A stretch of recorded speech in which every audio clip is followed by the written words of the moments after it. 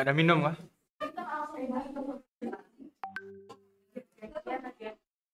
Gak ada minum kah? Haus? Ngobrol tuh. Boleh, emang boleh ini, boleh break minum atau gimana nanti biasanya? Break 1 jam. Iya maksudnya 1 jam setelah ngomong. Minum aja dulu nggak apa-apa. Udah kok. Aduh nasib.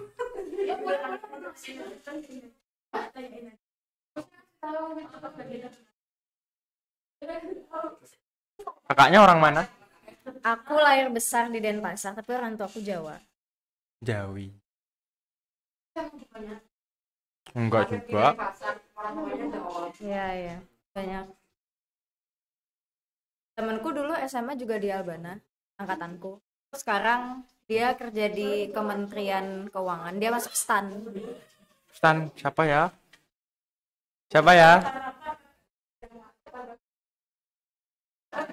Dia kayaknya SMA Albana angkatan awal-awal banget deh. Angkatan Kita Albana kita angkatan berapa kan? 8 ya? Kayaknya 9.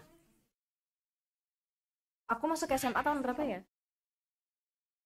Lulus 2014 berarti 2011. lulus kan 2010 gua. Kan 2014 lulus. Masuk kuliah. Aku 2014 masuk kuliah. Oh, masuk kuliah. Berarti 2011 aku 2000 masuk SMA. ya. Enggak. Kan langsung masuk kan? Langsung masuk kuliah. 2011 masuk SMA. 2014. 13. 11, 12, 13. 11, 12. Oh iya, benar. 14 aku masuk kuliah. 2018 lulus. Oke. Tes kedengeran nggak? Tes dulu.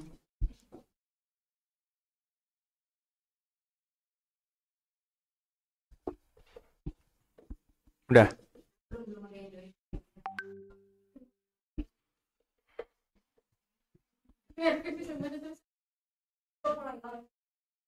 Tes. Ada kan? Jelas nggak?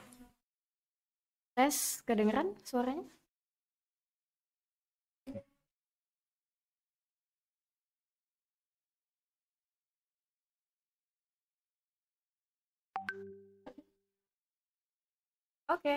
Oke.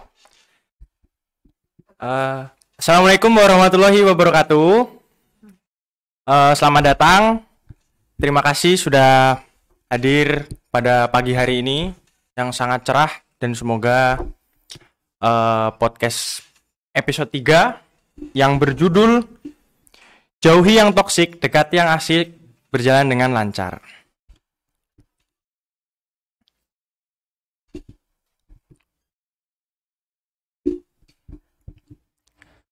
Jalan-jalan ke Pasar Gambir, jangan lupa beli kolak candil. Terima kasih yang sudah hadir. Welcome to Ngemil, ngobrol era milenial. Nah, jadi pada hari ini kita kedatangan tamu nih, yaitu dari lembaga Kisara ya. Yap. Lembaga Kisara. Kisara ini apa sih Kak, kalau boleh tahu? Kisara itu kepanjangannya Kita Sayang Remaja. Jadi Kisara ini adalah tempat komunitas di mana para remaja berkumpul untuk ngomongin hal-hal yang seputar kesehatan reproduksi, juga seputar hal-hal tentang remaja. Contohnya adalah materi yang akan kita bawain hari ini tentang pertemanan atau friendship. Gitu. Nah, sebelumnya ada yang udah pernah dengar Kisara belum? Kalau dari aku sendiri aku belum pernah tahu sih Kisara. Mungkin penonton kita udah ada yang pernah tahu Kisara nggak sih? Kalau udah ada yang pernah tahu bisa sebutin di kolom komentar ya. Nah, sebelum masuk materi lebih jauh nih, mungkin kakak bisa jelasin kakak nih apa aja sih pengalamannya sampai sekarang ini, sudah ngelewatin pengalaman hidup apa aja nih? Berasa tua banget ya, pengalamannya banyak banget. Padahal aku sebenarnya nggak terlalu beda jauh sama Ervin di sini. Oke, jadi aku Hani, aku bagian dari Kisara. Sampai saat ini aku sekarang bekerja di sebuah IT company. Tapi bukan berarti aku bekerja di IT company aku nggak nggak tertarik dengan isu-isu remaja, karena aku sendiri pernah remaja dan masih remaja ya, baru meninggalkan usia remaja setahun lalu. gitu. Jadi pengalaman aku adalah aku sebagai relawan Kisara yang berkecimpung di dunia remaja dan juga kesehatan.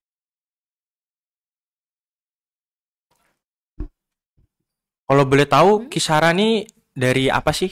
Maksudnya dia tuh lembaga yang seperti apa? Lalu tujuannya tuh apa sih? Mhm. Jadi gini, remaja itu adalah usia-usia di mana kita transisi dari anak-anak menuju orang dewasa, ya kan? Jadi kayak banyak banget nih perubahan baik dari fisik dan juga emosional. Jadi ketika di usia-usia remaja tuh, Ervin ngerasa nggak sih kalau kayak, aduh, ada hal-hal yang kayak aku nggak ngerti nih kenapa aku ngerasa gini. Coba, bener nggak? Ya, sometimes ya karena umur semakin dewasa kan harus lebih tahu tentang ini kan aku harusnya tahu kok nggak tahu gitu. Nah, berangkat dari kebingungan itulah kenapa Kisara itu ada. Karena remaja itu ketika tidak dibimbing, banyak hal yang dia nggak tahu. Jadi kalau misalnya nggak dibimbing, ketidaktahuan itu nggak akan terjawab. Makanya Kisara ada sebagai komunitas di mana teman-teman bisa berkumpul sebagai sesama remaja untuk sama-sama belajar tentang bagaimana sih menjadi remaja itu sendiri. Dan juga kita di sini belajar tentang kesehatan reproduksi dan hak-hak kita sebagai remaja. Kalau kakak sendiri, Mhm. kakak kan sekarang sudah masuk kuliah pekerjaan ya. Mhm. Eh, Berhubungan dengan toxic friendship, apakah ada apa namanya eh pengalaman toxic friendship di masa kuliah? Hmm, pernah. Rasanya pernah ya ngalamin itu karena kayak awalnya nggak sadar kalau itu toxic friendship. Tapi semakin dewasa, semakin dewasa kayak oh iya ternyata aku pernah ngalamin. Kadang tuh yang kita nggak sadar, kita selalu ngerasa orang lain tuh toxic buat kita, tapi kita sendiri suka nggak sadar kalau kita ternyata bisa toxic buat orang. Itu yang bahaya sih kayak kita suka bilang, oh ya nih aku nggak mau temenan sama dia, dia toxic. Oh aku capek temenan sama dia, dia toxic. Tapi coba deh berkaca ke diri sendiri. Kita toxic nggak buat orang lain? Iya Gitu. sih. Nah, jadi daripada nunggu lama-lama, ada yang masih nggak tahu dengan toxic, apa itu toxic friendship? Ya, jadi kali ini Kakak Hani akan menjelaskan tentang apa itu toxic friendship. Mhm. Oke. Kalau menurut Ervin sendiri, toxic friendship itu kayak gimana? Aku Toxic tanya friend, dulu ya sebelum aku jawab. toxic friendship menurut aku Mhm. ya teman yang nggak sejalan pikirannya. Nggak Maksudnya sejalan. eh, beda sama misalkan kita udah mau maju nih, tapi dia kayak nahan-nahan jadi hambatan biar kita maju. Oke. Temen yang nahan-nahan, yang menghambat kita buat maju. Oke. Selain itu apa lagi nih menurut? Hmm, nyakitin kadang-kadang. Nyakitin. Oh, oke. Kenapa Ervin bilang itu toxic? Nyakitin. Karena nyakitin. Oke, sebenarnya toxic itu banyak banget ya pengertiannya. Tapi yang disebutin Ervin tadi bisa salah satu sebagai pertanda toxic. Ya, toxic itu dimana kayak kita merasa pertemanan itu mulai, kalau dalam ruang lingkupnya pertemanan ya, kita ngerasa pertemanan itu mulai tidak sehat, mulai menyakiti. Bener banget kata Ervin.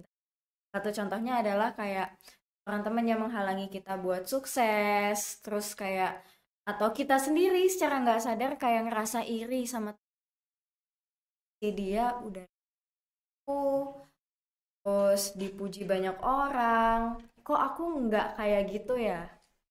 Terus dengan berangkat dari sana bisa jadi kamu malah iri dan nggak suka sama teman kamu. Terus kamu melakukan sesuatu yang bikin dia nggak sesukses itu. Itu bisa salah satu toxic. Nah, lanjut nih. Kan tadi Mhm. udah dijelasin toxic itu apa. Nah, Mhm. bagaimana caranya kita tahu kalau kita nih toxic gitu loh. Jadi ciri-ciri toxic itu apa sih? Maksudnya standar.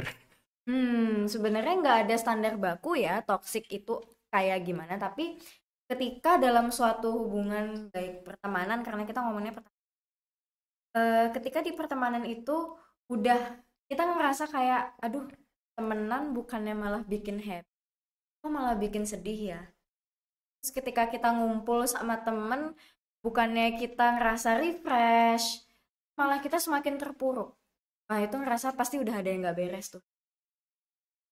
Itu tuh ya cerita yang paling mendasar ya, kayak misalnya nih kita diajak kumpul habis ulangan misalnya, ulangan semesteran kan biasanya jenuh kan ya belajar, yuk kita ngumpul-ngumpul yuk gitu buat refreshing bareng-bareng main, tapi kok malah diajak main kayak malah aduh pasti aku males deh ketemu sama dia, aku males deh kumpul sama dia. Nah itu harus dipertanyakan kenapa tuh, tapi bukan berarti kalau kita males kumpul sama orang berarti pertemanan toksik ya, karena nggak melulu seperti itu, karena akan banyak banget faktor-faktornya, cuman ada salah satu ciri-cirinya yang seperti itu. Kok malah intinya malah bukannya bikin happy malah bikin sedih gitu deh. Terus nih Kak, kan udah dari ciri-ciri nih, faktor apa aja sih yang mempengaruhin kalau kita tuh sebenarnya harusnya nggak toksik, tapi kenapa orang lain nganggap kita toksik? Apa yang faktor dampak? Faktor-faktornya kenapa dibilang toksik ya? Oke, jadi karena kita sendiri ngomongnya di ruang lingkup remaja ya, dimana remaja itu emosionalnya itu masih belum stabil, belum sestabil orang dewasa. Bahkan sebagai orang dewasa pun toxic friendship itu tetap ada. Cuman ketika kita sebagai remaja, di mana hormon dan emosinya belum stabil, pasti akan banyak namanya emosi yang meledak-ledak. Jadi faktornya bisa dibilang karena remaja itu masih meledak-ledak. Jadi ketika ada hal yang bikin kita sedih itu bakal bikin sedih banget. Ada hal yang bikin senang jadi senang banget. Jadi toxic friendship itu sendiri sebenarnya karena remaja itu belum stabil.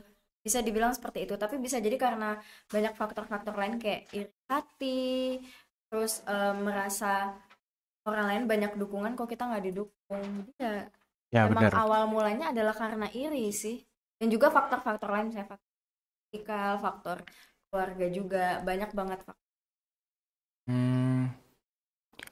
Dari pengalaman kakak sendiri nih, cara paham dan tahu kalau misalkan ini nih toxic friendship tuh gimana sih? Maksudnya kok kita sadar gitu bahwa ini tuh toxic friendship. Kalau dari pengalaman aku pribadi, aku ngerasa bukannya saling membangun, kita malah semakin menjatuhkan tuh. Jadi ada kalanya kayak aku punya temen, terus kayak kita itu sama-sama awalnya mikir bersaing sehat, oh aku ikut lomba, dia ikut lomba, tapi malah lama-lama esensi dari punya prestasi ikut lomba itu bukan karena kita emang pengen berkembang, tapi karena oh aku prestasinya lebih oke nih. Itu yang Jadi untuk menjatuhkan ya. Iya, jadi untuk menjatuhkan, kayak misalnya si teman aku bilang aku menang lomba esai ini nih. Terus habis itu tiba-tiba aku ngasih aku menang lomba ini loh, lebih aku di internasional nih skalanya.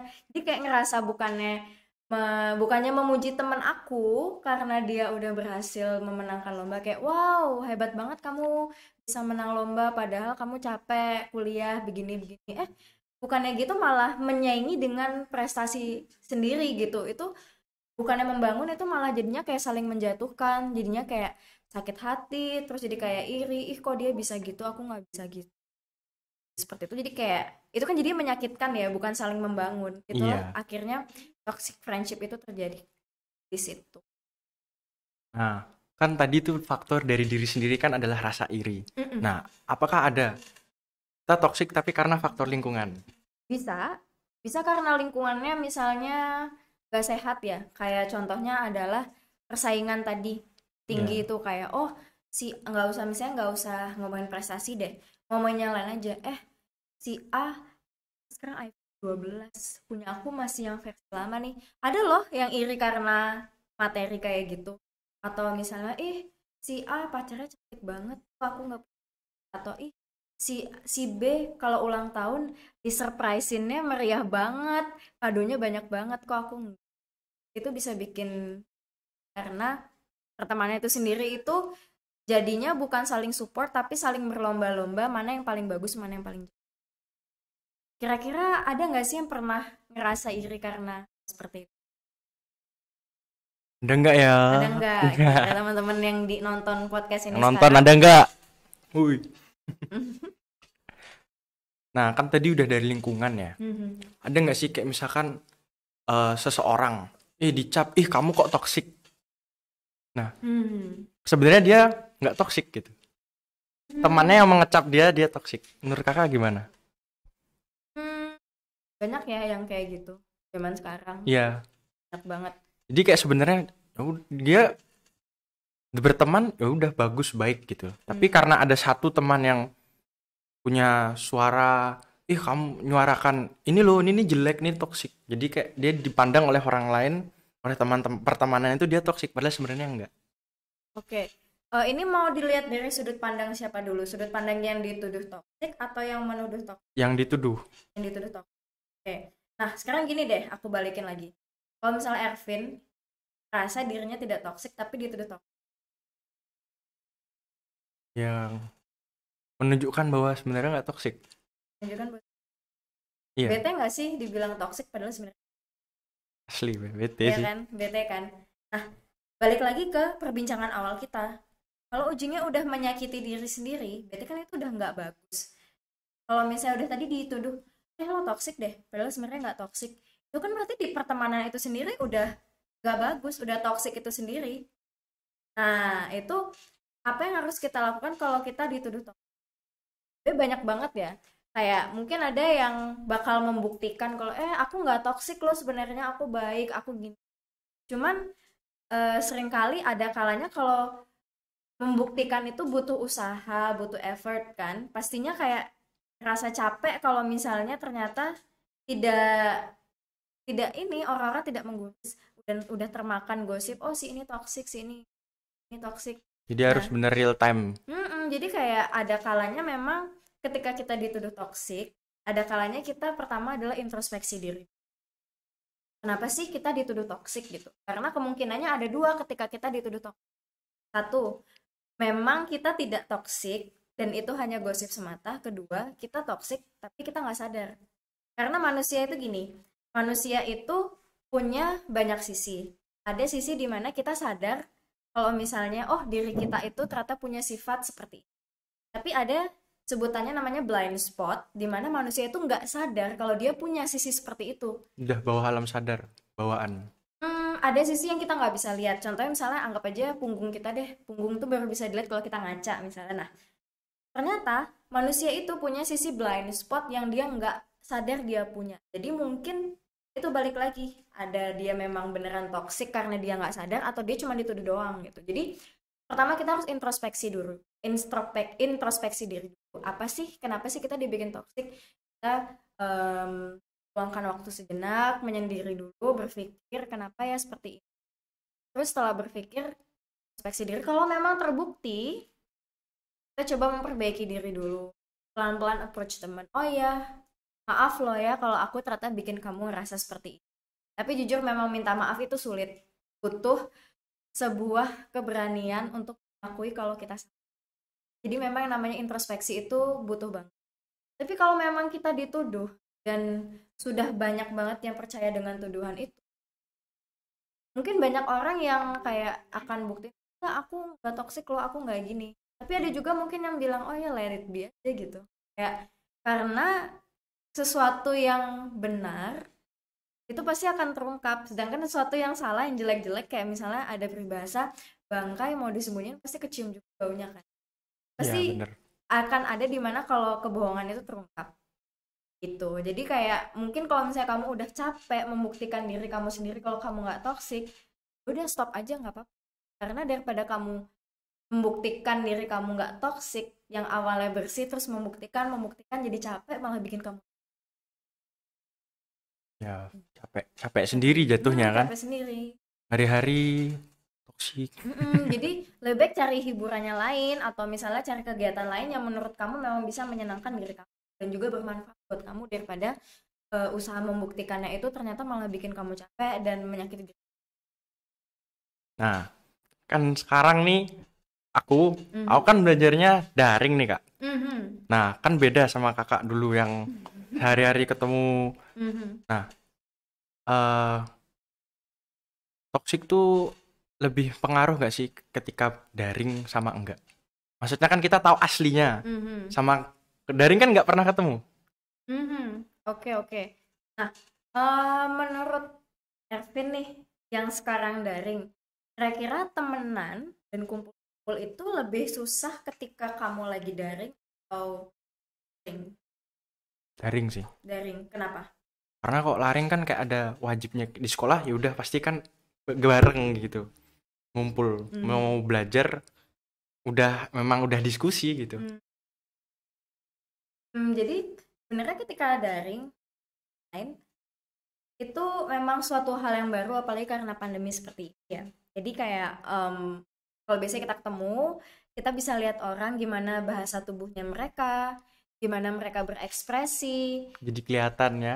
intonasi suara. Jadi kita bisa mengobservasi reaksi mereka. Kita ngomong sesuatu, reaksi mereka seperti apa. Jadi kayak misalnya nih aku ketemu Ervin sekarang. Oh, Ervin ngeliat aku tahu nih Ervin gimana ngobrol sama aku, bahasa tubuhnya dia, intonasinya dia, wajahnya dia. Jadi kayak lebih jelas kelihatan. Sedangkan kalau misalnya kita online, kita kan cuman ngobrol lewat teks tuh. Kadang emoji aja belum tentu bisa mengekspresikan apa yang mau kita omongin gitu. Jadi sebenarnya komunikasi lewat online ini adalah suatu hal yang baru dan juga kita harus beradaptasi. Di proses adaptasi itulah yang sebenarnya bikin agak sulit ya, dan memungkinkan hal-hal toksik itu muncul. Tapi bukan berarti kalau kita ketemu langsung itu nggak toksik, nggak juga, karena pertemanan toksik itu sudah ada dari bahkan sebelum munculnya online dan offline ini ya. Cuman memang challenge-nya untuk teman-teman yang sekarang sekolahnya online itu adalah karena komunikasinya terhambat melalui pesan teks dan video aja. Daring. Di situ memang nggak paham secara langsung. Jadi bisa salah paham. Bener banget. Jadi salah paham itulah yang di sini, salah paham itu adalah salah satu faktor pemicu bisa jadi ada komunikasi yang terhambat. Nah, komunikasi yang terhambat itulah bisa jadi akan mengakibatkan masalah jadi semakin ruwet dan si toksik ini bisa jadi muncul gitu. Tapi bukan berarti karena daring adalah faktor yang bikin toxic friendship itu ada. Oh enggak, itu hanya satu dari banyaknya faktor-faktor yang bikin toxic friendship itu. Tapi ya itu tadi salah satu challenge-nya, salah satu tantangannya dari pertemanan daring ini ya, karena komunikasinya jadi terbatas lewat teks dan juga lewat video call kayak gitu. Jadi kan nggak semua hal yang biasanya kita lihat secara langsung itu tertangkap kamera. Jadi komunikasinya itu agak lebih berbeda. Memang kita harus adaptasi sih. Tapi sosial media tuh ngaruh nggak sih? Ngaruh banget ya? Ngaruh banget ya. Sosial media toksik, apalagi kalau misalnya kita ngeliat di Instagram, Storygram gitu ya. Iya, di TikTok kita tuh cuma tahu yang bagus-bagusnya aja gitu. Kayak misalnya nih di TikTok ya, kalau misalnya aku juga main TikTok kan ya. Aku ngeliat di FYP aku kayak kadang tuh aku ngeliat kalau orang-orang yang belajar, biasanya kan sekarang tuh banyak tuh yang belajar online terus mereka kayak punya iPad paling baru, terus kayak mejanya itu bener-bener isinya aksesoris pernak-pernik yang bagus. Kayak aku pernah tuh yang namanya kayak aku pengen deh nge-setup meja kerja aku pakai laptop paling oke, pakai double screen gitu kan, terus habis itu pakai keyboard yang warna-warni tek lucu banget liat di TikTok kayak gitu. Padahal kalau kita lihat di depan aja oke ya, tapi kan di baliknya kita nggak tahu struggle-nya buat dapetin itu. Iya, dapetin itu. Bisa jadi mereka kayak setting up kameranya harus butuh berjam-jam sebelumnya, padahal videonya berapa detik sih? 20 detik. Jadi kayak apa yang dilihat di sosial media itu cuman bagus-bagusnya doang. Di belakangnya kita nggak tahu struggle-nya apa, atau mungkin yang suka pamer liburan, atau mungkin dia memperlihatkan dia punya barang branded, kita nggak tahu di baliknya struggle-nya apa. Dia kerja keras, terus mungkin dia ngelakuin hal lain supaya bisa dapetin barang itu. Kita cuma lihat bagusnya doang, jadi kita kayak iri. Kok dia bisa ya kayak gitu. Mungkin kita iri. Bahkan proses untuk dibalik apa yang di capture di kamera itu gak semulus itu. Kayak misalnya nih, aku boleh nggak cerita persiapan teman-teman buat mempersiapkan podcast ini? Lama banget. Lama banget ya. Jadi kayak aku tadi sebelum syuting podcast ini aku udah hadir setengah jam sebelumnya, dan teman-teman yang mempersiapkan podcast ini bahkan udah datang sebelum-sebelumnya. Persiapannya udah berapa lama sebelumnya nyiapin kamera tempat ini. Jadi kayak kalau kalian lihat mungkin oke, aku dan Ervin duduk di sini rapi, bagus, terkonsep. Tapi di balik kamera ini ada teman-teman yang kerja keras siapin materi Ada prosesnya. dan lain-lainnya. Apresiasi dong. Jangan lupa Tepuk like tangan dan dulu buat tonton kita, woi. ya. Nah, kita nggak akan tahu struggle-nya di balik kamera itu apa untuk dapetin sesuatu yang keren. Jadi kayak bisa dibilang sosial media itu toksik, tapi tapi kita harus ngelihat dulu apanya nih gitu. Kalau misalnya perspektif kita menganggap sosial media itu toksik karena ngelihat orang di kamera bagus-bagus aja, kita harus tahu mereka pasti juga struggle untuk dapetin hal yang bagus. Karena nggak ada sesuatu yang instan. Bikin mie instan aja kita kudu masak, ngerebus 10 menit, makannya cepet 3 menit kan. Ya sama aja kayak kita ngelihat sesuatu di depan layar. Katanya bagus, tapi kan prosesnya tuh ada di baliknya dan itu lebih lama prosesnya daripada betul, menikmati hasilnya. Betul, dan seringkali itu tidak diperlihatkan. Jadi bijak-bijak melihat sosial media karena nggak selamanya manusia itu cuma bagus-bagusnya doang. Nah, supaya tidak toksik tuh. Nah, ini masih ngomongin sosial media nih. Nah, biasanya ada nih orang ya. Dia punya barang. Tapi dia kayak pengen nunjukin gitu, ih aku punya ini loh, aku punya ini loh. Kan jadi kita para penonton merasa orang kok toksik banget. Tergantung. Karena gimana kita mau ngeliat orang itu sendiri. Jadi sebenarnya kadang kita nuduh orang itu toksik banget deh. Karena dia suka show off, suka pamer, dan juga suka menjelek-jelekan gitu misalnya. Nah sebenarnya kita sebagai pengguna sosial media sendiri, mudah-mudahan ini nggak melenceng dari topik kita yang toxic friendship ya. Jadi kayak misalnya friendship, pertemanan yang dilihat dari sosial media nih contohnya ya, biar nggak terlalu melenceng nih. Kayak misalnya kita ngelihat, ada nih geng pertemanan yang kerjanya makan di tempat-tempat mewah. Ya kalau misalnya di Bali, tiap hari makannya di Nuk deh. Bayangin uang jajannya berapa ya? Tiap hari makan di Nuk, tiap malam. Kayak gitu misalnya. Terus, tiap pagi dia makannya nalu bowls mulu. Sarapan. Deket. Misalnya kayak gitu ya. Itu kan yang kita lihat tuh di sosial media. Nah, sebenarnya kita sebagai penikmat sosial media itu kita punya pilihan loh. Kita punya pilihan untuk misalnya kalau itu teman kita dan kita nggak enak banget nih ya buat memutuskan tali pertemanan lewat unfollow atau block, kita bisa aja nge-mute dia karena ngerasa aduh aku nggak sesuai nih dengan apa yang dia perlihatkan di Instagram karena bikin aku nggak nyaman, bikin aku iri hati. Jadi ya kita punya pilihan untuk itu. Atau misalkan pertemanan kita tidak bisa seperti pertemanan orang lain gitu kan, kita tidak bisa memaksakan kondisi finansial, kondisi emosional juga gitu. Kalau misalnya kita punya teman yang bisa menyesuaikan dengan gimana nyamannya kita bergaul, ya udah bertahan dengan teman-teman itu dan hiraukan aja pertemanan lainnya mungkin kelihatannya lebih keren karena kita nggak tahu di baliknya apa. Jadi kita sebagai manusia, apalagi remaja dengan banyaknya pilihan zaman sekarang, itu kita tetap bisa memilih untuk misalnya gak usah deh liatin postingan yang kayak gitu dibandingkan bikin iri. Gak asik. Iya, mending kita bikin asik sendiri aja sama teman-teman sendiri. Kayak misalnya nih, kita lebih suka jalan-jalan atau naik sepeda gitu sebagai sesuatu yang merekatkan pertemanan. Ya udah lakuin itu aja. Kadang kita suka nggak sadar kalau misalnya sesuatu yang asik buat kita itu kita pengen tunjukkan gitu ke depan kamera. Iya kan, bisa jadi sesuatu hal yang asik buat dia dan dia tunjukkan ke kamera bisa jadi toksik buat kita, padahal ya itu karena kita yang menilai aja. Buat dia karena itu sesuatu hal yang asik, ya udah kenapa nggak dikasih lihat ke kamera. Nah jadi pilihan balik ke kita sendiri.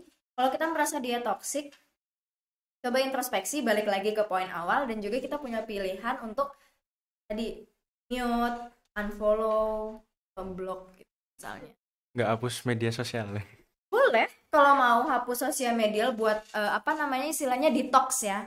Detox. Kalau misalnya kamu mau hapus sosial media buat nggak lihat sosial media dan bikin iri, bisa. Karena ke aku pribadi juga ada masa-masanya dimana aku sangat stres ngeliat sosial media karena dunia tuh cepet banget. Apalagi aku lebih suka main Twitter ya. Di Twitter itu kan kayak real time. Jadi kayak orang nge-tweet satu, jadi kayak hidup itu cepet banget. Hidup cepet banget. Kok orang udah di sini, sedangkan aku dari tadi itu masih di rumah gitu. kadang tuh ada yang bikin aku, aduh kok aku capek yang ngeliatin orang hidupnya macam-macam sedangkan aku stuck di rumah. Jadi daripada seperti itu ya udah aku mungkin tutup Twitter atau uninstall Twitter atau uninstall Instagram, ambil napas, minum, Mulai dari diri sendiri mulai nih. dari diri sendiri, jernihkan pikiran. Jadi sebenarnya sebelum nge-label orang itu toxic, balik lagi ke diri sendiri ya, karena satu hal, ada banyak hal di dunia ini yang bisa kita kontrol, tapi ada juga hal-hal yang nggak bisa kita kontrol. Salah satunya adalah orang lain dan juga sosial media. Gimana sih caranya kita mengontrol hal yang nggak bisa kita kontrol?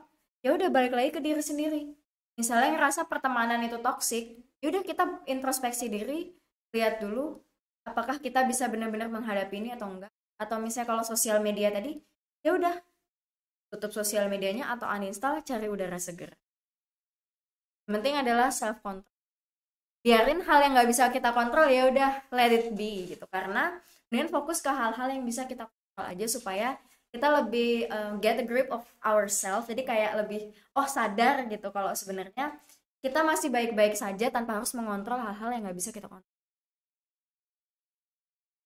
Nah, tadi kan udah ngomongin nih dampak-dampak dari toxic friendship. Nah, sekarang tuh gimana sih caranya eh menghadapi toxic friendship tapi dengan cara yang benar gitu loh. Maksudnya nggak salah kayak jadinya nanti yang toxic friendshipnya ini bisa jadi kayak balik lagi kayak menganggap kita toxic juga gitu loh. Oke. Balik lagi ya tadi, seperti yang aku udah ngomongin pas ngomongin dampak. Tadi kan dampaknya kita juga bisa stres karena Secara psikis. ya cara psikis. Kayak mungkin aku ulangi sedikit ya, belum ngomongin cara menghadapi. Kayak tadi dampak dari toxic friendship atau apapun itu yang berbau toxic tadi di diri sendiri itu bisa jadi kita stres karena kita ngerasa gak bisa dapetin apa yang kita inginkan. Udah mulai toxic tuh ke diri sendiri. Misalnya kayak pertemanan yang kelihatannya keren, terus kita juga pengen seperti itu, tapi kita nggak bisa dapetin itu, kita stres. Stres itu macam-macam. Misalnya kalau misalnya kita masih sekolah ya, kita jadi kepikir. Terus kalau misalnya udah mulai online class nih, jadi kayak, aduh, pasti aku online class. Aku kemudian mikirin deh gimana caranya supaya bisa posting Instagram kayak gitu. Itu bisa ganggu sekolah, terus juga bisa ganggu hubungan kita dengan keluarga juga. Misalnya kayak, oh pertemanannya itu dia bisa keluar, terus bisa punya barang-barang Jadi kayak branded nih, wah, nge-push nge-push orang tuanya gitu. biar dia dapetin apa yang dia mau. Nah itu kan bahaya tuh, jadi kayak maksa-maksa orang tua, padahal ya mungkin memang kemampuan orang tuanya tidak bisa seperti itu dan kita nggak bisa menyalahkan dong, ya kan, karena Iya. memang Semua balik punya lagi, background masing-masing. betul, semua berangkat dari titik start yang berbeda. Jadi ya dampaknya tadi bisa ke psikis kita, kita bisa stres jadinya kayak nggak mau melakukan apa-apa, cuman yang kayak gitu. Dan saya kayak mengganggu sekolah juga, mengganggu dengan hubungan dengan keluarga juga, bahkan mengganggu hubungan pertemanan juga bisa, karena kayak misalnya kita merasa ngelihat pertemanan yang lain wah keren, dan kita udah punya teman yang sebenarnya ada buat kita, cuman kondisinya memang tidak sesuai dengan apa yang kita inginkan yang biasanya kita dapetin dari sosial media. Nah bisa jadi kamu malah menuntut teman kamu tuh kayak, oh aku mau deh temenan yang kayak gitu, kenapa kita nggak bisa. Nah bisa merusak pertemanan tuh, jadinya kayak kamu jadi nggak percaya sama teman kamu, kan itu bahaya ya, padahal awalnya nggak kenapa-napa. Jadi ya emang bahaya banget sih itu dampaknya. Jadi menghilangkan trust terhadap seorang teman. Bener banget nih. Nah cara menghadapinya gimana nih? Nah tadi aku juga udah sebutin, yang pertama adalah self control, kontrol diri sendiri. Emang itu susah banget rasanya, kayak lebih mudah diomongin dibandingkan dikerjakan, karena memang namanya juga harus mengontrol diri sendiri itu, apalagi dengan sebagai remaja yang emosinya masih Labil. bergejolak. Aku nggak mau bilang labil sih, karena aku sendiri juga pernah di posisi itu, jadi kayak aku lebih memilih bilang emosinya masih bergejolak ya. Jadi kayak di situ memang usaha kita harus self control, itu bener-bener harus dikencengin banget. Gimana sih supaya kita ngerasa lebih nyaman dengan diri sendiri, lebih nyaman dengan keadaan kita. Jadi kayak, karena aku yakin teman-teman yang nonton di sini mostly muslim ya. Jadi kayak misalnya nih, kadang kalau misalnya kita yang namanya disuruh ngaji tuh ada nggak sih yang kayak kesel, aduh nggak sih ngaji, Padahal sebenarnya dengan ngaji aja ya, itu tuh kayak salah satu self healing kalau buat aku pribadi gitu. Kayak oke, kita ngaji aja deh, misalnya kayak sehari 10 menit 15 menit aja. Kayak tuh sambil baca terjemahannya. Terus jadi kita tahu kayak membaca ilmu baru. Oh, ternyata itu bisa jadi salah satu cara untuk menarik diri gitu. Kalau misalnya ternyata nggak semua hal itu berbau duniawi. Itu buat teman-teman kita yang percaya agama ya. Jadi itu pribadi kalau pengalaman aku. Mungkin bisa Jadi bisa mengontrol diri mendapatkan sendiri. ketenangan. Ketenangan. Atau mungkin teman-teman yang non muslim atau mungkin yang memang nggak mengaji, itu bisa zaman sekarang ada namanya yoga, terus meditasi, terus apa namanya olahraga. Karena dengan olahraga itu kita akan fokus namanya ngabisin tenaga tuh. Kayak kardio kan keringetan, capek. Di situ tuh Jadi kayak emosinya semua ngarahnya ke apa yang difokusin waktu itu. bener bisa bisa mengeluarkan emosi, dan juga olahraga itu bisa mengeluarkan hormon yang bikin otak kita seneng. Jadi kayak udah akan seketika lupa. Nggak seketika lupa juga sih, tapi stresnya bisa pelan-pelan hilang gitu sih. Jadi kayak emang cara menghadapinya adalah kayak self control. Terus self control itu caranya banyak banget. Ada yang mungkin dengan ngaji, atau dengan olahraga, atau mungkin dengan bisa jadi nonton tuh. Ada yang suka Netflixan nggak sih di sini? Banyak, ayo Banyak penonton ya. Netflix. Ya, yang suka Netflix itu. Nah bisa jadi dengan oke lah, aku coba cari hal baru, misalnya nonton Netflix, atau misalnya kita dengerin lagu di Spotify, boleh nanti sambil karaoke nggak masalah gitu.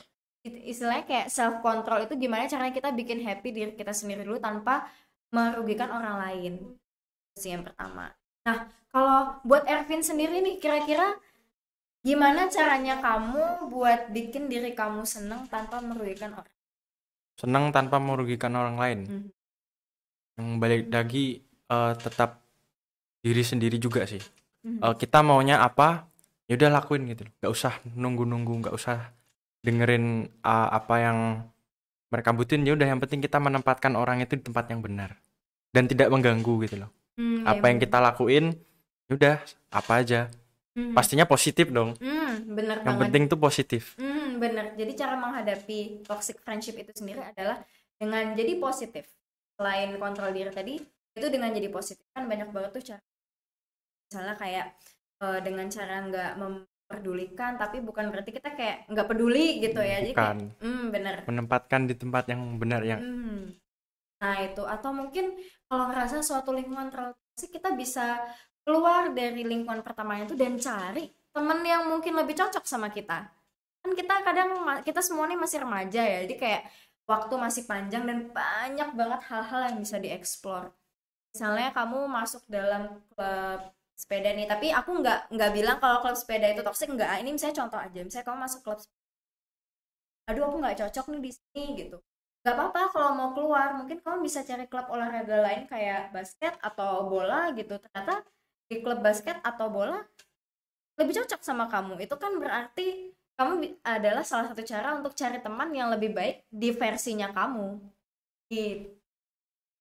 Selain self control, terus jadi positif dengan cari teman yang baik, bisa dilakukan untuk menghadapi toxic friendship ini.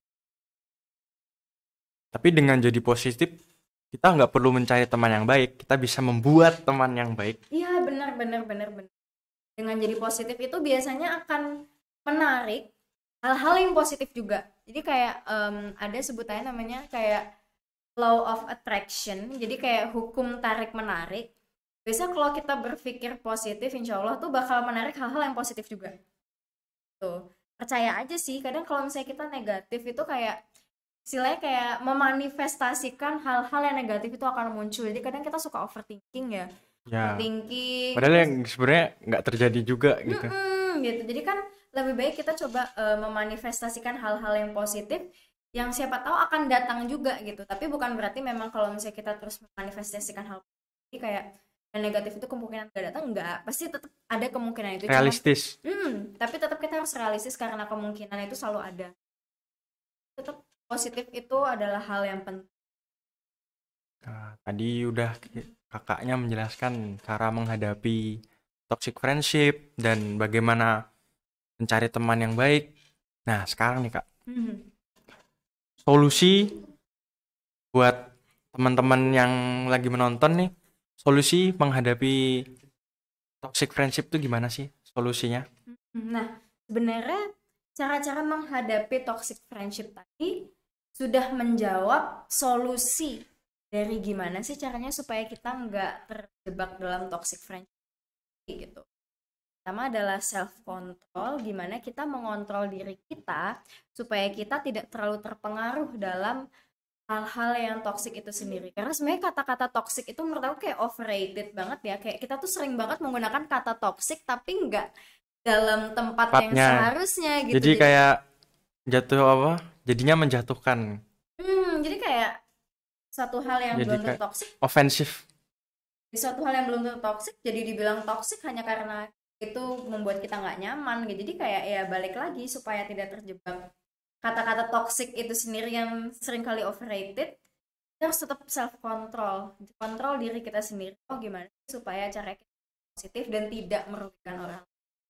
Terus kalau misalnya ngerasa lingkungannya udah terlalu toxic, gak apa-apa loh kita mundur satu langkah dan keluar dari pertemanan itu untuk mencegah atau pertemanan. Juga kayak satu lagi, gimana kita harus stay positif supaya hal-hal yang negatif itu nggak lebih apa ya terkurasi di sekitar kita, karena dengan berpikir positif itu akan banyak hal-hal baik yang muncul dan datang. Lebih ke mensugesti diri sendiri. Itu deh. Oke, mungkin di kolom komentar ada pertanyaan deh. Ada pertanyaan dari kolom komentar nih. Dari siapa? Kakak Kemala. Kalau kebiasaan nggak bisa menolak dalam suatu pertemanan, itu termasuk toksik nggak sih, Kak? Waduh, ada yang ngalamin ya ternyata nggak bisa nolak. Nah, sekarang gini nih, nggak bisa nolaknya itu kenapa? Kalau misalnya nggak bisa nolaknya itu karena nggak enakan, oke lah ya sekali dua kali supaya kita bisa lebih blend in. Tapi kalau ujung-ujungnya nggak bisa nolak sesuatu dan itu malah merugikan kita, nyakitin kita, itu kan hitungannya udah toksik karena bikin kita sakit sendiri gitu. Aku nggak tahu konteksnya ke Mala ini nggak bisa nolaknya dalam maksud apa ya gitu. Jadi kayak misalnya aku anggap contoh kalau misalnya nggak bisa nolaknya karena nggak bisa nolak hangout nih, padahal kan hangout yang misalnya ke nonton atau ke restoran itu kan butuh duit ya. Iya. Terus kalau misalnya nggak bisa nolaknya karena Situasi juga mendukung. Oke, misalnya nggak bisa nolak nih buat hangout dan segala macam, terus nggak bisa nolak kayak lama-lama ngikutin terus Jadi terus takut gaya nggak hidup. enak sama temennya. Nah tapi dengan ngikutin terus gaya hidup yang tidak bisa cocok sama kita, itu kan akan nyakitin diri kita sendiri. Kayak misalnya tadi out terus tapi kita nggak punya duit, terus nggak enak nolak. Ya gimana dong kalau misalnya kita nggak ada duit, kan pasti kita akan cari cara tuh gimana supaya punya duit buat hangout. Nah terkadang tuh cara yang dicari bisa jadi instan biar cepet deh kita nggak nolak teman kita. Itu kan bahaya tuh yang kayak gitu. Nah itu sebagai salah satu contohnya aja. Tapi sebaiknya kalau misalnya ada kebiasaan nggak bisa nolak dan ujung-ujungnya itu akan menyakiti Kemala itu sendiri, lebih baik coba introspeksi dulu deh. Kenapa sih aku nggak bisa nolak gitu? Kayak kita cari istilahnya analisa dulu nih.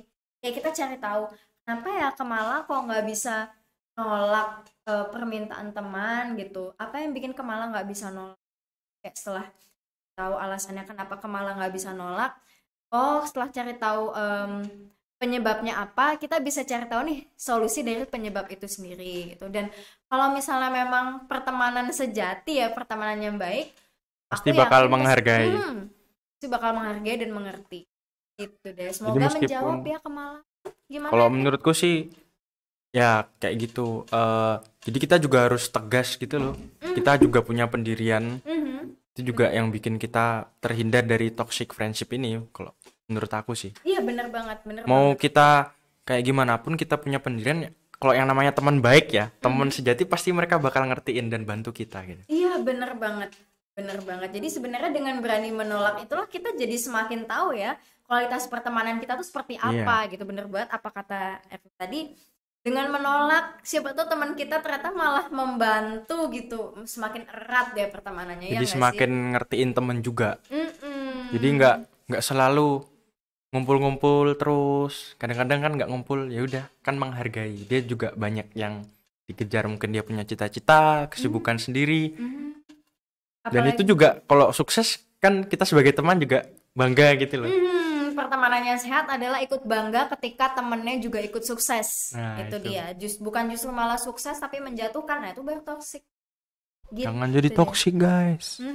Nah, apalagi sekarang zaman corona ya, kalau misalnya diajak ngumpul-ngumpul tuh bahaya banget tuh. Jadi jangan sampai apa namanya, kita kumpul-kumpul terus habis itu malah menyebarkan virus, kan bahaya tuh. Nah, itu Jadi ya toksik, beneran toksik karena itu beneran toksik karena menyebarkan virusnya. Bener-bener banget. Beneran toksik loh itu. Oke. Semoga Kamala di rumah bisa semakin lega setelah mendengarkan podcast ini ya. Jangan lupa untuk berani menolak kalau memang itu menyakiti kamu. Salam buat Kemala di rumah. Salam buat Kamala di rumah. Oke, ada pertanyaan lagi mungkin? Pertanyaan berikutnya dari Syafira. Jadi kita nganggep orang toksik karena pikiran kita sendiri ya, Kak? Jadi ada dua tuh kayak yang pernah aku sebutin di awal. Bisa jadi satu karena memang orangnya toksik. Yang kedua bisa jadi karena pikiran kita sendiri. Jadi harus introspeksi diri dulu tuh. Kenapa ya orang itu toksik? Kenapa ya kita menganggap dia toksik? Bisa jadi dia toksik beneran. Terus kita nganggap itu toksik. Jadi kayak karena kita semakin dekat, semakin terpengaruh dengan hal-hal itu, kita sendiri jadi ikut toksik gitu. Jadi ujung-ujungnya memang balik lagi ke diri sendiri. Apakah kamu mau menganggap itu toksik atau enggak? Dan pilihan kamu sendiri, apakah kamu masih mau stick tetap berada di sana atau keluar supaya kamu ngerasa lebih nyaman dan tidak menyakitkan. Gitu deh. Oke, mudah-mudahan jawabannya jelas ya Syafira. Oke, nah kira-kira Ervin sendiri nih aku pengen nanya deh. Gimana nih, Kenapa Kak? sih kita ngangkat topik ini gitu? Apakah Ervin sendiri pernah ngalamin yang namanya toxic friendship? Kalau aku boleh nanya loh ya. Nggak apa-apa kan ya aku nanya-nanyain Ervin? Boleh sih, boleh banget. Kenapa kita ngangkat topik ini ya mungkin millennials problem nggak sih? Ya udah kayak Gimana tuh? Mungkin kalau dulu kan belum terlalu terkenal gitu ya masalahnya. Kayak nggak terlalu kelihatan karena kayak orang masih kayak tadi yang pertanyaannya Kemala kayak nggak enak. Kok sekarang kan udah mulai freedom. Oke. Bisa makanya orang berani ngangkat ini gitu loh, toxic friendship. Ya, orang-orang udah mulai sadar, sadar.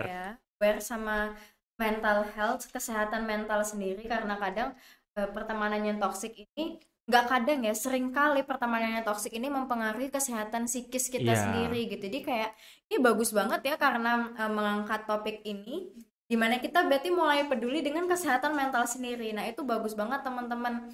Jadi ujung-ujungnya adalah kita harus tetap peduli dengan diri kita sendiri. Dan gimana caranya bikin kita sendiri nyaman tanpa harus merugikan. Nah itu, kalau dari pengalaman aku sih kayak, karena aku kan dulu belum tahu, aku baru tahu toxic friendship itu kayak gimana, ya baru-baru ini aja. Kalau sebelumnya ya udah aku being positif aja, jadi ya positif. That's good. Bagus karena banget. Niatku ya udah sharing, kalau aku positif orang lain juga pasti positif. Oke, bagus banget sih pemikiran gimana kalau kita positif itu akan bawa hal-hal yang jadi semuanya mulai dari diri sendiri dulu, nggak perlu dari orang lain. Bener banget. Ini nyambung sama pertanyaan Safira sebelumnya ya. Jadi kayak Safira tadi nanya kenapa. Jadi kita nganggap toksik itu karena pikiran kita sendiri ya Kak. Nah, nyambung banget sama jawabannya Ervin tadi. Kalau misalnya kita udah positif. Kalau kita udah positif, insya Allah akan mengurangi hal-hal yang bikin negatif itu muncul gitu. Setidaknya kita sendiri berusaha positif, kita sendiri berusaha untuk tidak menyakiti dan membuat diri kita sendiri senang lah istilahnya. Intinya negative thinking itu menyakitkan. Benar. Ya jadi sudah kita bahas banyak banget tentang toxic friendship. Jadi kita mau break dulu sejenak.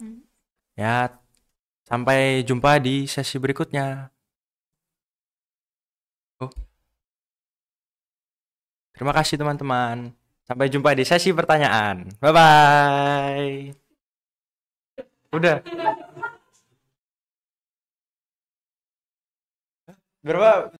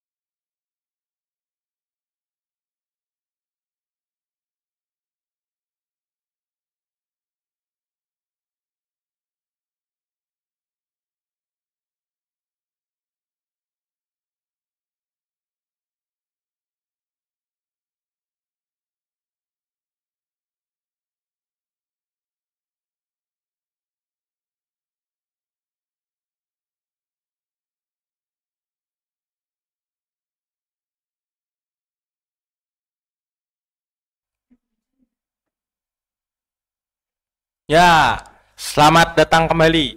Setelah kita break, jadi sesi selanjutnya adalah sesi tanya jawab pertanyaan. Kalian bertanya, kita menjawab. Betul. Oke, jadi pertanyaan pertama apa nih, Vin? Jadi pertanyaan yang pertama, jika punya teman yang toksik, lebih baik dijauhi atau dinasihati? Oke. Kalau Ervin sendiri nih gimana? Kalau punya teman yang toksik, Ervin bakal jauhin? Karena saya orangnya positif, jadi ya Oke. saya nasihatin. Saya Oke. bikin dia gimana saya membuat teman yang baik. Dari toksik menjadi teman yang baik. Oke. Kalau posisinya adalah Ervin sendiri yang mungkin toksik, terus tiba-tiba dikasih tahu temen, gimana tuh? Ya, introspeksi diri. Introspeksi. Oke. Bagus banget ya kalau bisa introspeksi diri kayak gitu. Oke. Aku senang banget sama jawaban Ervin. Ketika misalnya kita punya teman yang toksik, kita nasehatin gitu misalnya. Terus seandainya kita sendiri yang toksik, kita dikasih tahu dan kita mau introspeksi diri, itu bener-bener suatu kondisi yang sangat-sangat ideal dan seharusnya seperti itu.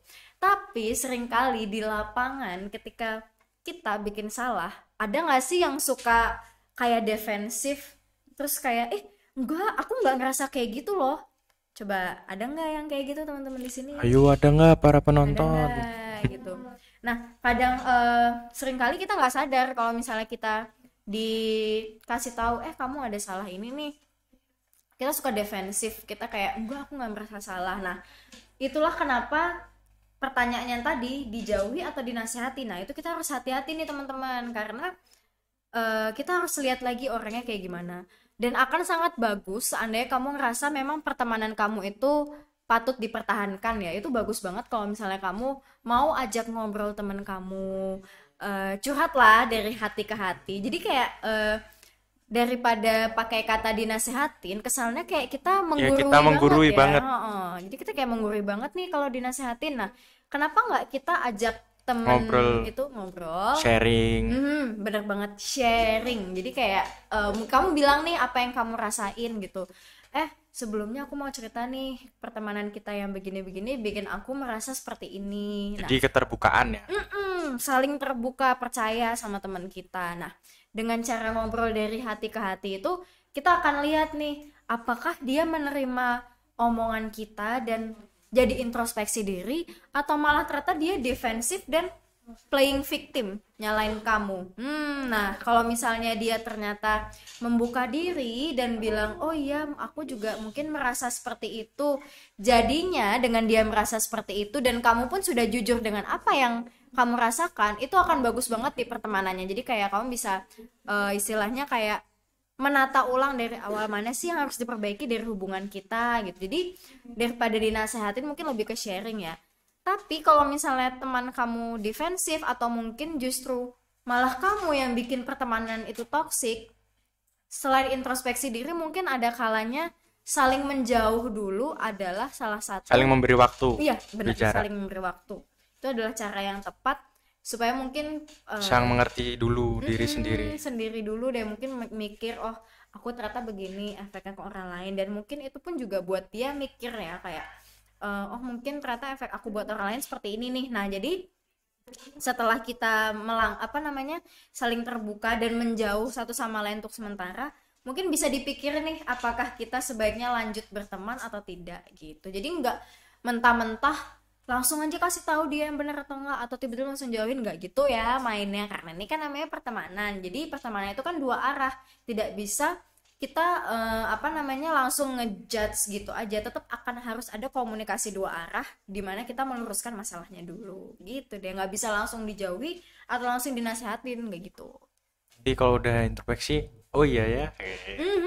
Bener, siapa tahu memang langkah yang tepat adalah memperbaiki hubungan atau memang menjauh karena merasa satu sama lain tidak baik untuk diri masing-masing gitu deh. Lalu melanjutkan pertanyaan yang tadi ya. Kalau menjauhi tanpa membuat sakit hati bagaimana? Menjauhi tanpa membuat sakit hati. Nah, biasanya nih ya, kita itu sakit hati kalau dijauhi tapi nggak ada pemberitahuan dulu nih, kayak di ghosting istilahnya, ya nggak sih? Coba deh, kayak tiba-tiba tuh nggak usah pertemanan doang, kayak misalnya kayak pendekatan gitu ya, kayak pacaran gitu kan, kayak kalau di ghosting kan sakit ya. Pertemanan juga gitu loh, kayak misalnya nih kita udah ngerasa deket sama orang, sama temen, terus tiba-tiba dia menjauh gitu aja, kayak ngerasa di ghosting dong, kayak lah aku salah apa, kok tiba-tiba dijauhin. Nah, itu kan akan memunculkan asumsi-asumsi dan pertanyaan-pertanyaan yang belum tentu benar. Nah, itu bahaya tuh kalau misalnya tiba-tiba menjauh tanpa sebab. Jadi itu nggak boleh dilakukan. Jangan ghosting sama temen nggak baik. Nggak cuma sama temen, sama misalnya pacar kamu, atau misalnya adik kamu, keluarga kamu, sama siapapun, ghosting itu nggak baik. Jadi ketika kamu mau menjauh, kasih tahu dulu alasannya apa sih yang bikin kamu pengen menjauh. Itu sih supaya nggak sakit hati kayak gitu. Jadi kembali lagi ini ya, keterbukaan sama harus masing-masing. mengkomunikasi. Ya, komunikasi. Itu bener banget, dan juga Bisa kok baik-baik gitu kan. bener banget. Ya kalau teman baik, kembali lagi pasti teman baik bakal mengerti temennya. Iya, bener banget. Itu yang pertama adalah mengkomunikasikan, jangan ghosting. Itu yang pertama supaya nggak sakit hati. Yang kedua adalah mendengar. Jadi setelah kita komunikasikan nih kenapa kita ngerasa nggak nyaman dan ingin menjauh, kita dengerin dulu dari pihak teman kita, apa sih yang ada di pikiran mereka. Nah, setelah kita dengarkan, kita pahami, oh barulah di situ dicari jalan keluarnya. Nah, kalau misalnya memang harus menjauhi, tapi kan ada komunikasi dulu nih, jadi jelas alasannya kenapa, nggak tiba-tiba di ghosting dan kita bikin asumsi-asumsi yang kita nggak tahu jawabannya bener apa enggak, yang ada malah stres dan lain-lain gitu deh. Komunikasi dan mendengar tuh. Lalu aku mau nanya kakak nih, Boleh. pengalaman kakak dalam terlibat di toxic friendship itu gimana sih, dan cara solusi menghibur dirinya gimana? Kalau aku dulu, aku introspeksi diri sih yang pertama. Kayak oh ternyata yang salah itu nggak cuman dia tapi aku juga gitu. Jadi di sini aku menghibur dirinya adalah dengan cara memaafkan. Itu susah banget sih memang. Memaafkan itu susah banget. Memaafkan orang lain apalagi diri sendiri buat aku sangat-sangat susah. Jadi menghibur dirinya adalah dengan cara kalau mungkin cara orang beda-beda ya. Kalau aku menghibur diri adalah dengan cara aku melihat dulu nih masalahnya apa dulu. Aku cari masalahnya, ketemu problemnya apa, berarti cari solusi dari masalah itu sendiri. Jadi kalau buat aku hiburannya adalah dengan brainstorming ya. Kenapa? Brainstorming mecah masalahnya Oh, ya. pecah masalah. Cuman kan ada kalanya namanya brainstorming itu kan capek ya mikir gitu ya. Mungkin kalian bisa cari cara lain yang bikin kalian happy, kayak contohnya olahraga atau nonton film atau mungkin ngelakuin hal yang kalian suka, karaoke atau mungkin bikin vlog gitu. Bisa apa aja gitu, gimana cara menghibur diri sendiri gitu. Banyak banget caranya. Mhm. Ada pertanyaan lagi mungkin? eh Dapat pertanyaan dari Kak Aping nih. Mhm. Kak, kadang kita ngerasa kalau kita udah ngehargain banget gitu teman kita. Pas teman kita perlu, kita selalu ada. Mhm. Tapi kayak teman kita ini kayak nggak ngehargain kita pas kita perlu. Mereka tiba-tiba menghilang kayak setan atau ghosting. Oke, ngilang kayak setan, ghosting book gitu. Iya ya Kayak kan ya. Casper. Bener banget. Nah, mungkin nih cara yang idealnya ya adalah coba kamu bilang ke teman kamu, komunikasikan tuh. Aku ngerasa kayak kamu kalau misalnya butuh aku bantuin, tapi kalau misalnya aku butuh kenapa ya kamu nggak bantuin gitu. Nah, jadi dalam sebuah pertemanan tuh satu komunikasi penting. Nah, tapi satu lagi nih yang kadang kita nggak pikirin yaitu ekspektasi. Nah, kadang kalau misalnya kita temenan tuh apa sih ekspektasi kita ke teman kita? Itu kadang misalnya kita udah suka bantuin nih, tapi ternyata ekspektasi kita adalah supaya teman kita ngelakuin hal yang sama sama apa yang udah kita lakuin ke dia. Nah, terkadang tuh kalau misalnya ekspektasi kita nggak ketemu di tengah-tengah, itu bisa bikin salah paham, terus kita jadi kecewa karena apa yang kita harapkan ternyata nggak sesuai sama yang kita mau. Kecewa dengan ekspektasi. Jadi coba diobrolin dulu karena mungkin teman yang kita harapkan bisa memenuhi ekspektasi kita dalam berteman itu ternyata tidak sanggup memberikan apa yang kita inginkan. Misalnya nih tadi kamu udah ngebantuin teman kamu, terus teman kamu tiba-tiba yang nggak ngebantuin atau tiba-tiba hilang gitu. Mungkin bisa jadi teman kamu itu nggak bisa untuk mengkomunikasikan hal tersebut. Bisa jadi dia ternyata nggak sanggup gitu. Nah, kalau udah kayak gini, kamu coba approach dia dulu karena di sini kan posisinya Aping ya tadi ya namanya ya. Ya, Kak Aping. Ya oke, jadi Kak Aping nih mungkin ngerasa kayak oke, aku ngerasa dia seperti ini tidak membantu aku ketika aku berekspektasi dia membantu aku. Coba omongin dulu ke temennya. Kalau misalnya ternyata temennya kayak tetap menghilang dan nggak memberikan jawaban apa-apa, mungkin ya udah Kak Aping sendiri udah berusaha untuk menanyakan. Berarti kan memang ada itikat baik untuk memperbaiki hubungan pertemanannya itu. Gitu. Kalau memang ternyata dari itikat baik itu ternyata muncul itikat baik lagi, temannya bilang, oh iya ternyata aku tidak bisa Menyadari ya. karena hal satu dua dan lainnya. Mungkin dia bisa jadi introspeksi buat temannya juga gitu. Cuman ya nggak selamanya semulus itu gitu. Bisa jadi memang kalau udah ditanyakan dan temannya merespon tidak sesuai dengan apa yang kita harapkan, ya udah mungkin memang kapasitasnya dia sampai di situ. Dan kalau memaksakan pun akan bikin Kak Aping sakit hati.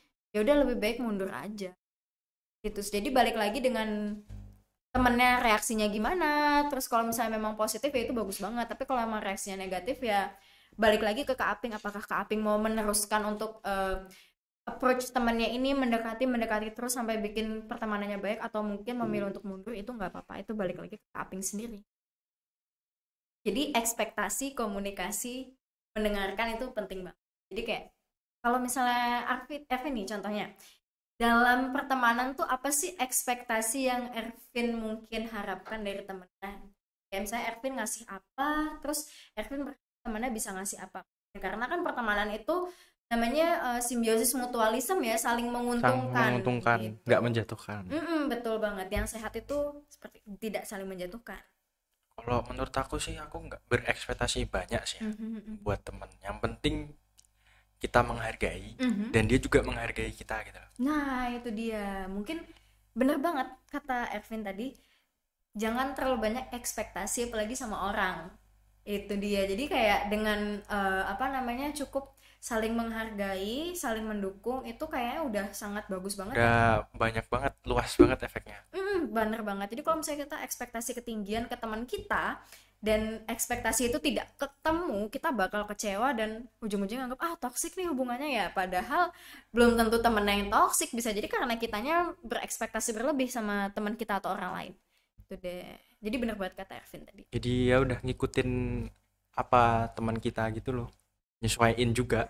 Saling menyesuaikan aja. Gak bisa kita tetap pakem sama pendirian kita. Kalau misalkan kita mau punya teman ya kita harus menyesuaikan, harus menghargai juga. Iya. Tapi baik lagi nih, jangan sampai kita juga menyesuaikan ke teman, kita jadi kehilangan jati diri. Nah, itu bahaya tuh. Ya. Biasanya tuh banyak tuh yang kayak aku mau coba fit in di suatu lingkungan, terus kamu berusaha ngikutin tapi ujung-ujungnya nggak nyaman. Nah, itu bahaya Nyaman tuh. dan malah merubah dirinya dia sendiri. Kalau merubah jadi lebih baik nggak apa-apa, tapi kalau misalnya jadi lebih buruk, wah itu bahaya. Ya, kita lanjut ke pertanyaan berikutnya. Bagaimana sih Kak cara kita menanggapi cara teman supaya menjadi teman yang baik? Jadi menanggapi cara teman kita. Misalkan aku nih, Kakak punya cara nih, gimana cara jadi teman yang baik? Kayak Kakak ngasih tahu aku, gimana sih cara teman yang baik? Terus kita nih gimana? Oke. Dengan cara mendengarkan. Jadi listening, mendengarkan itu adalah salah satu hal yang sulit dilakukan ya buat aku. Tapi kayak tadi pertanyaannya, bagaimana cara kita menanggapi teman yang ngasih tahu gitu kan ya, buat jadi teman yang baik. Nah, seringkali kita itu masuk kuping kanan, keluar kuping. Jadi kalau misalnya ada yang ngasih tahu gitu ya, cara jadi teman baik adalah dengan cara A, B, C, D. Gak apa-apa, dengerin aja dulu, karena kan kita nggak tahu maksud orang ya. Jadi dengan cara mendengarkan itu kita bisa memilah nih, oh ini maksudnya baik. Nah, kalau misalnya teman kita ngasih tahu karena maksudnya baik ya, ingin memperbaiki hubungan, ya kenapa nggak diambil aja positifnya gitu. Jadi kayak kita belajar mendengarkan apa yang dia mau dan apa yang ingin dia sampaikan. Setelah itu baru kita saring, oh sama kita. Jadi jatuhnya kayak bukan mendengarkan, memahami. Benar, memahami. Karena sebenarnya esensi dari mendengarkan itu juga memahami apa kalau yang... mendengarkan kan keluar kuping kiri. Jadi sebenarnya definisi mendengarkan itu banyak banget ya teman-teman. Sebenarnya lebih kayak mahamin apa sih masalahmu gitu. Memahami esensi dari apa yang disampaikan. Empati juga butuh ya, karena kadang kalau misalnya kita kalau ada rasa kan beda ya. Apalagi kok temennya aku bisa ngerasain nih apa yang kamu rasain, kan jadi bakal lebih nyambung gitu. Ya bisa jadi temannya ngasih tahu ya karena ingin memperbaiki hubungan pertemanan kalian tuh. Nah, dengan memiliki empati dan memahami maksud baik teman, pasti hasil positif. Bakal jadi pengalaman buat kedepannya gitu. Bener banget. Nah, lalu pertanyaan berikutnya adalah, sebagai murid ya, aku kan murid. Bagaimana kita bisa meningkatkan kesadaran tentang kepentingan kesehatan mental? Wah, ini pertanyaan yang bagus banget ya. Apalagi di tengah kondisi kita kayak gini, akan susah banget yang namanya bertemu, apalagi mengakses layanan kesehatan mental kayak dulu gitu kan. Kalau dulu tuh kita kayak bisa datang ke, aku nggak tahu di sekolah ini apakah ada kayak UKS yang khusus untuk melayani penanganan kesehatan mental buat muridnya atau enggak? Kayak psikolog gitu ya? Atau guru BK? Oh, guru BK. Guru BK pasti ada kan ya, guru BK di setiap sekolah. Jadi kayak kalau zaman aku sekolah kan belum online kayak gini nih. Jadi kayak gimana sih supaya murid-murid tuh aware tentang kesehatan mental diri sendiri? Itu ya pertama memang kita bisa introspeksi diri kita dan kita tanya ke pihak yang lebih profesional. Kalau di ranah sekolah kita bisa tanya guru BK nih. Gitu biasanya guru BK itu akan membantu menyelesaikan masalah-masalah terkait sekolahan. Kayak kadang masalah murid-murid di sekolah itu kayak, oh aku nggak nyaman nih belajar karena kondisi A, B, dan C. Atau misalnya aku kalau misalnya murid kelas 12 SMA tuh biasanya bingung tuh, aduh kuliah apa ya habis ini. Nah itu guru BK bisa membantu loh. Jadi sebenarnya kamu bertanya tentang meningkatkan kesehatan mental itu adalah salah satu cara untuk meningkatkan kesehatan mental itu sendiri. satu guru BK, yang kedua karena aku dari Kisara ya, jadi kayak di Kisara itu kan salah satunya adalah gimana supaya bikin remaja itu nyaman dengan dirinya sendiri. Jadi kamu bisa tuh follow Instagram Kisara, dan juga di sana kita punya banyak banget materi yang berhubungan dengan remaja dan bagaimana supaya menjadi remaja yang sehat baik fisik maupun mental gitu. Jadi cari informasi yang terpercaya, guru BK dan Kisara. Dan juga zaman sekarang tuh banyak banget psikolog-psikolog online. Jadi kayak biasanya aplikasi-aplikasi yang apa namanya kedokteran itu kan banyak tuh layanan psikologi, dan biasanya layanan psikologinya itu cukup terjangkau, harganya biasanya sekitar 30 ribuan sekali sesi, dan menurut aku cukup terjangkau ya. Dan sekarang pun BPJS sudah bisa dipakai untuk akses ke layanan kesehatan mental. Jadi kalau kamu punya BPJS, kamu bisa daftar ke Vaskes kelas 1. Setelah itu kamu bisa bilang ke dokternya apa yang kamu keluhkan begitu. Tapi yang paling dekat memang guru BK. Tapi yang terpenting tetap dari semua lingkungan, baik lagi ya lingkungan keluarga. Keluarga iya. Karena kan kalau keluarga ya udah mau sehari-hari juga di rumah kan, iya, bener ketemu banget di rumah, pagi ada, siang ada, sampai malam sebelum tidur aja ada. Iya bener banget. Kalau misalnya kamu dekat dengan keluarga kamu, keluarga itu adalah salah satu lingkungan yang paling dekat dengan kamu. Jadi kayak kamu bisa cerita ke keluarga kamu kalau misalnya kamu bingung dan resahkan sesuatu. Tapi kan gak semua orang kadang nyaman dengan keluarganya ya. Iya. Jadi kayak makanya kamu bisa datang ke guru BK atau cari akses layanan kesehatan mental lain, seperti ke kalau kamu punya BPJS kamu bisa ke Vaskes kelas 1, atau di puskesmas biasanya juga ada, atau kamu bisa ke Kisara. Oke. Nah kan udah banyak pertanyaan kita jawab nih Kak. Nah sekarang pesan Kakak nih, quotes dari Kakak buat para penonton. Oke. Kalau buat aku, sebagai seorang manusia, kita itu nggak bisa hidup sendiri. Jadi kita tetap harus introspeksi terus, dan juga belajar mendengarkan orang lain masukan. Tapi bukan berarti dengan mendengarkan kita makan mentah-mentah apa yang dikasih ke kita ya. Kita tetap harus punya pendirian. Gimana caranya supaya pendirian kita itu membuahkan suatu hal yang positif. Ya, jadi kayak kalau misalnya kita memberikan sesuatu yang positif, pasti yang positif juga akan. Being positive is good. Iya, benar. Kalau mungkin dari Arvin ada sepatah dua patah kata mungkin ya. Kalau dari aku. Oh, oke. Ada gimana Arvin? Kalau mungkin dari aku sih, kalau berteman jangan pilih-pilih. Jadi orang baik aja. Jangan pilih-pilih teman, jadi orang baik. Oke. Nah, gimana tuh caranya cari temen yang baik? Nah, salah satunya ikut komunitas saya kayak ini di OSIS SMA Albana nih. Aku tadi datang ke sini. Terus kayak aura teman-temannya positif banget gitu. Aku suka banget nih. Wih, tepuk tangan. Jadi, applause ya buat teman-teman OSIS SMA Albana ya. Jadi dengan cara ikut organisasi yang positif kayak gini bisa jadi salah satu cara untuk mendapatkan teman yang positif gitu, ikut organisasi. Terus mungkin ikut Kisara juga. Jadi kayak di Kisara itu adalah komunitas remaja di mana kalian bisa berkumpul dan ngebahas tentang hal-hal yang positif untuk remaja. Salah satunya kesehatan reproduksi dan juga kesehatan fisik dan mental kita sebagai remaja. Jadi nah, untuk tahu informasi tentang Kisara, kalian bisa follow Instagram Kisara_Bali. Di sana bakal banyak banget informasi seputar remaja, dan juga kalau misalnya kalian pengen gabung Kisara, biasanya di sosial medianya akan ada informasi tentang open recruitment. Jadi pantengin aja terus kalau misalnya kalian tertarik untuk ikut Kisara. Kalian bisa tunggu infonya di sana. Gitu deh. Tuh guys, yang mau join jangan lupa pantengin IG Kisara Bali ya. Kisara_Bali. Ya, jadi kita masuki sesi penutup. Jadi terima kasih Kak Heni sudah datang ke sini, udah sharing banyak banget tentang toxic friendship gitu kan. Akhirnya aku tahu nih toxic friendship tuh gimana sih, dampaknya apa, lalu solusinya bagaimana. Yang pastinya semua itu nggak jauh-jauh dari diri kita sendiri. Bener banget. Dan aku juga makasih banget udah diundang sama teman-teman OSIS SMA Albana, jadi ketemu Ervin dan juga ketemu teman-teman yang lain yang ngasih contoh yang namanya pertemanan sehat dan bermanfaat. Jadi aku juga nggak cuman berbagi, tapi aku juga belajar ternyata banyak banget yang bisa dilakukan untuk membangun pertemanan yang sehat. Salah satu contohnya adalah dengan berorganisasi seperti ini, terus mengajak teman-teman yang lain untuk gimana sih cara membangun persahabatan yang sehat. Dan menurut aku nih hal yang sangat, aku juga belajar banyak dari teman-teman SMA Albana. Terima kasih kakak. Sama-sama, aku juga berterima kasih.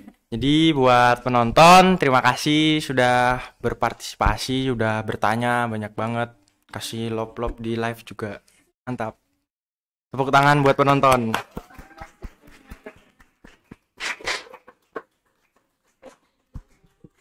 Jadi sekian dari kami. Kami tutup. Give us your word. We will bring you the future. Sampai jumpa di podcast berikutnya.